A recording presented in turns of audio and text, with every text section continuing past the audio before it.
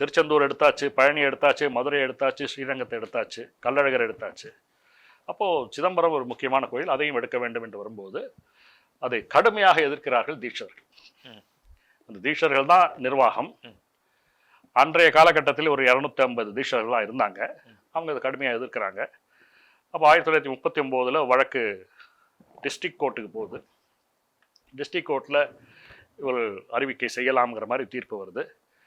அதை எதிர்த்து ஹைகோர்ட்டுக்கு போகிறாங்க. ஹைகோர்ட்டில் ஒரு அமர்வு.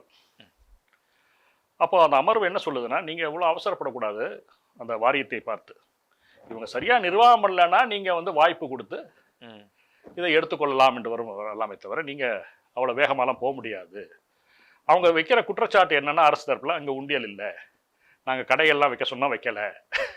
அந்த காலத்திலேயே ஆமாம், ஏன் உண்டியல் வைக்கல, ஏன் கடை வைக்கல, இவங்க பணம் இல்லாமல் கஷ்டப்படுறாங்க, நாங்கள் சொல்கிறத கேட்க மாட்டேங்கிறாங்க. முக்கியமான காரணம் நாங்கள் சொல்கிறத கேட்கல, அதுதான். அப்போ அந்த வழக்கு தீட்சர்களுக்கு ஓரளவு சாதகமாக வந்துவிட்டது.